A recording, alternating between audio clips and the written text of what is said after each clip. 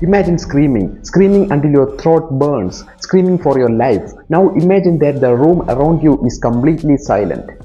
This is the terrifying reality for David. He is lying on resuscitation bed. He can feel the cold steel or scissors cutting his shirt. He can smell the sharp sting of antiseptic. He is begging the doctors to stop, but they can't hear a thing. Because David isn't unconscious, he is trapped. He cannot move and he cannot speak.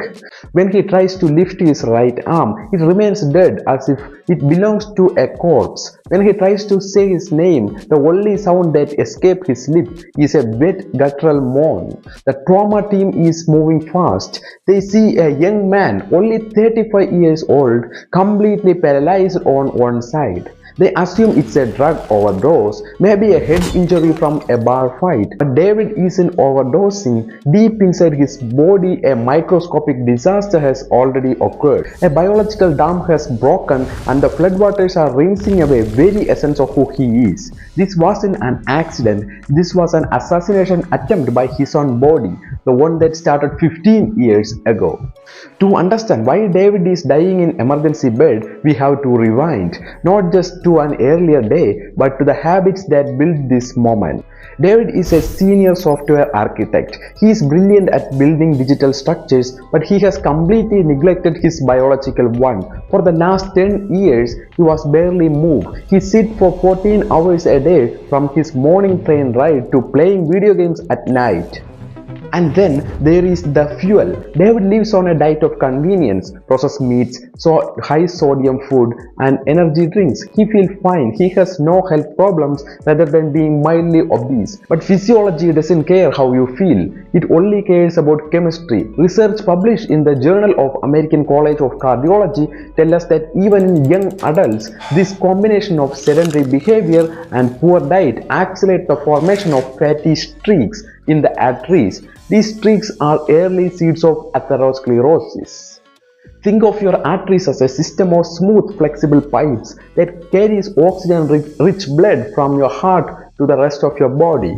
Atherosclerosis is a condition where these pipes become clogged, narrowed and stiff due to buildup of a sticky substance called plaque. Inside David's carotid arteries, the two main highways supplying blood to his brain, the cholesterol, calcium and cellular waste have been slowly building a wall. Over time, his body tried to wall off this toxin sludge with a thin layer of cells called fibrous cap. Underneath that cap, the plaque is soft, inflamed and unstable. It is a ticking time bomb. And on January 2nd, David is about to accidentally light the fuse. It's the day after New Year, the day of good intentions. David decides this is the year he changes. He buys a gym membership. He walks onto the floor surrounded by clanging of iron and smell of sweat. He wants to prove something. He skips the cardio and warm up. He walks straight to the squat rack. He loads the bar. It is heavy, too heavy for a beginner, but his ego is lifting the weight, not his legs. He steps under the bar, he descends and he pushes back up. He hits a sticking point and he struggles. To force the weight up, David instinctively performs a move known as Valsalva maneuver. He clamps his mouth shut, squeezes his core and holds his breath with maximum force. In this split second, a physiological storm erupts. According to research in the Journal of Applied Physiology, holding your breath during heavy lifting can cause your blood pressure to skyrocket to dangerous high levels, sometimes as high as 300/200. Inside David's chest, his blood turned into a hydraulic battering ram. It rushes up from his heart, slamming into the bifurcation of the carotid artery in his neck. This specific spot in the neck is already under high shear stress because of how the blood swells and creates turbulence. This pressure wave hit the artery wall, the delicate fibrous cap holding back the decade of old pool of cholesterol plaque stretches, and then snap. A microscopic rupture occurred. David finishes the rep. He racked the weight. He feels a little dizzy, a distinct head rush. He thinks, wow, good workout. He has no idea that he has just initiated a biological disaster. The human body is amazing at clotting blood to stop the bleeding. But in this case, That survival mechanism is the enemy. The moment the plaque ruptures, David's platelets rush into the scene. They sense the injury and clamps together, trapping red blood cells and fibrin to patch the hole. They form a thrombus, a blood clot, but the blood flow in the carotid artery is fast and turbulent. 10 minutes later, David is in the locker room. He is changing his shoes. He reaches for his water bottle with his right hand. He knocks it over. Clumsy, he thinks. He tries to pick it up again, but his fingers feel thick. They feel like they were wrapped in a wool. He stands up to leave, thinking he just needs to drive home and sleep. But as he stands up, his right leg buckles. It doesn't hurt, it just vanishes from his mental map. He collapses onto the cold tile floor. He tries to shout for help, but the connection between his brain and the mouth has been severed. The words are strangled. Confusion sets in. He isn't scared yet. He is annoyed. This is a phenomenon called anosognosia, a denial of illness. His brain is malfunctioning, so it cannot process the fact that it is malfunctioning. Someone in the locker room finally notices him. They see a man on the floor, drooling, unable to stand. They call for medical help. By the time ambulance arrives, 40 minutes have passed since the rupture. The paramedics see the signs immediately. They ask, "Can you smile for me?" The left side of David's face moved, but the right side hangs slack and melted. They ask, "Can you raise your arms?" He can lift his left arm, but his right arm doesn't move a bit. They also ask, "What day is it?" David stares blankly. He has global aphasia. He cannot speak and he cannot understand what is being said to him. The paramedic radios ahead to the hospital with two terrifying words, code stroke. Inside the David's brain, a war is taking place. A clot that formed in his neck has broken loose. It has traveled upstream, entered into the skull and lodged itself into the middle cerebral artery, the main pipeline supplying blood to the parts of the brain that control the movement and speech. Every minute this blockage stays in place, David loses approximately 1.9 million neurons. He is aging decades in minutes. David is wheeled straight past the waiting room directly into the CT scanner. The medical team has one immediate question: is this a bleed or it's a block? If a blood vessel has burst, a hemorrhagic stroke, giving him blood thinners would instantly kill him. So the first image appears on the monitors. It looks grey and there are no white spots.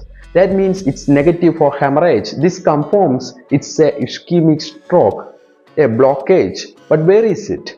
They inject a contrast dye into his veins for CT angiogram. The dye lights up his arterial tree like a road map. On the screen, the radiologist traces the heavy white line of carotid artery up from the neck.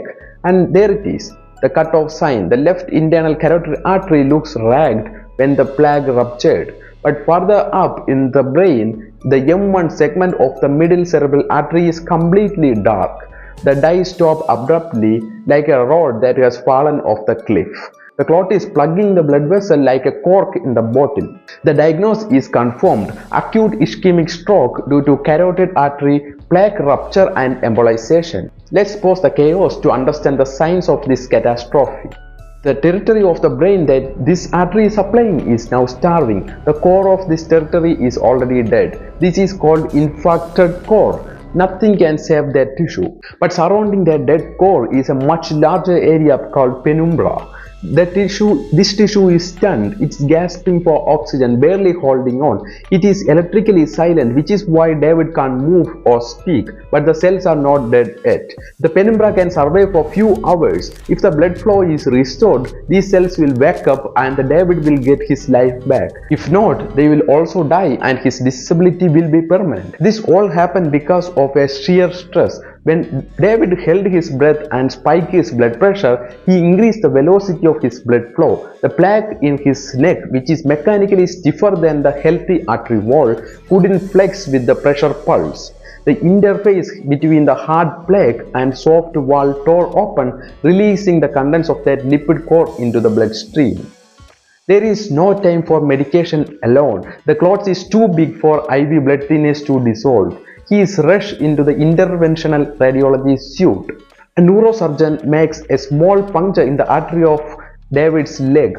Watching a live X-ray screen, she threaded a long thin catheter all the way up his body through the aorta past his heart up to the neck and into the brain. It's a procedure called mechanical thrombectomy. 2 days later, David wakes up in the ICU. He looks at his doctor. He tries to speak. It is slow. It's difficult, but he says thank you. David survived. He walked out of rehabilitation 3 months later.